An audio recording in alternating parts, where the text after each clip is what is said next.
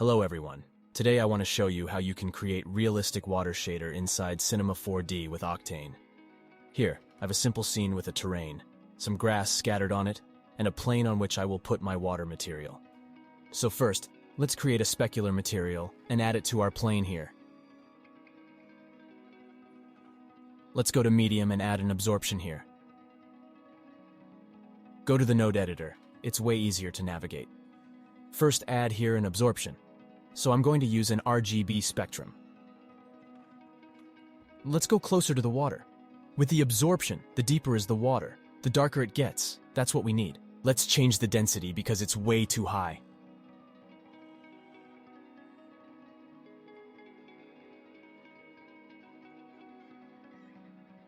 Now we can see through the water.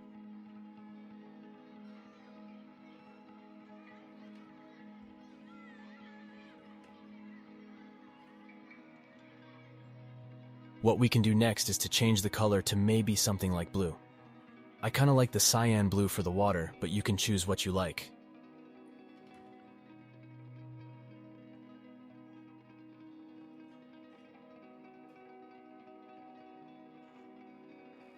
We can also go to Common here and tick the fake shadows. This will brighten up the water. Let's play with the color and the density here.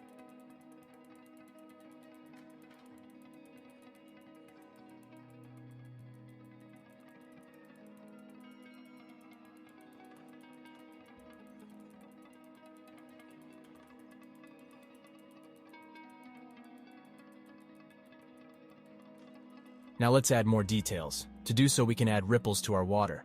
To do so, we need to put a noise into our bump channel. So let's take an Octane noise and put it to the bump.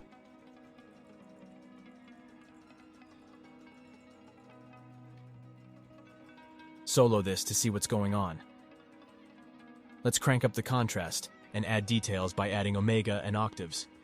Obviously it's too big, so add a transform node and scale it down.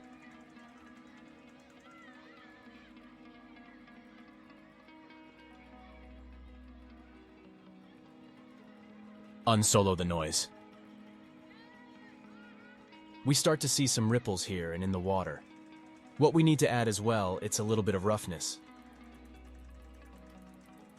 So if you hold down the Alt key and click here, we'll just have a little roughness on the water here. The bump here is kind of strong. So let's add a multiply node and let's put a float.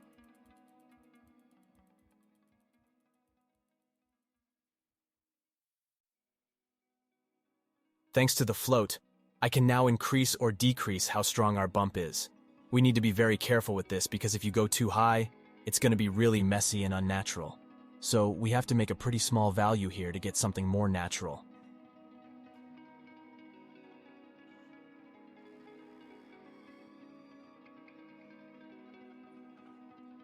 And what we can do as well is untick the lock aspect ratio, so you can change the value here, and we get something more stretch on the horizontal here.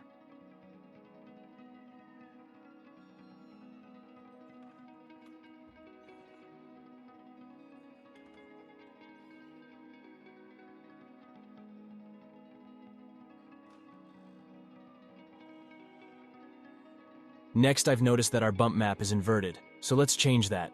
Just go back to our noise and tick the inverted box here. Now let's add a bit of foam on the side of the material. To do so, we need to change the material type from specular to universal, and now we can use all the properties. As you can see, the material is now white, so we have to change the albedo to a black color. The material is still a bit different as before, it's kind of a rougher material. To change that, let's go to transmission type to specular, and now we're back to where we were. So now let's introduce the foam. To do so, let's put a dirt node to the albedo. So the dirt node finds the edges entirely within an object. Also, find those edges in the interaction between an object and another object in the scene. So the edges of the water will interfere with the bank of the stream here. So let's invert the normal and add an invert node in between here.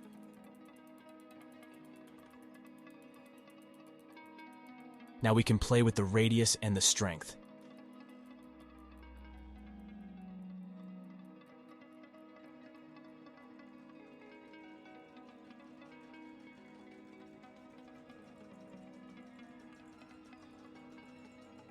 What we can do now is to break this uniformity. To do so, let's introduce a noise. Let's drag an Octane noise. Put it to the dirt, solo it.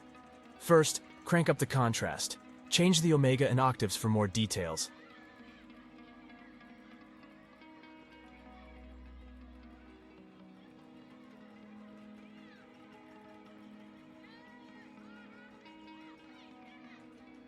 Disable the solo mode.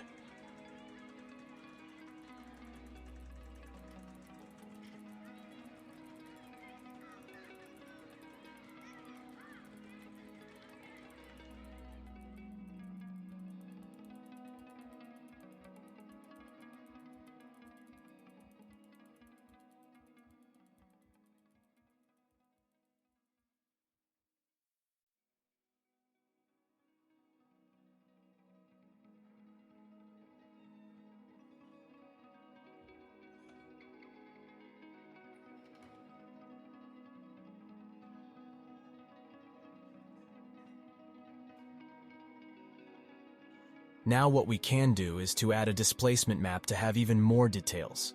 Go to Displacement, add Displacement, put the level of details at the same quality as your map. Here it's in 4K. Add an image texture node.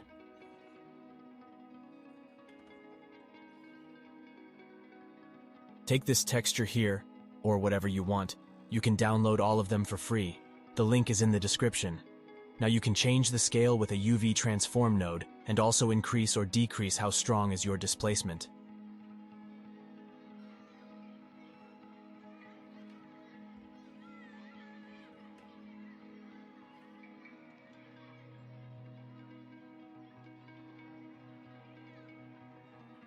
Thank you for watching my video. I hope you have learned something today and don't forget to subscribe to my channel. See you on the next video.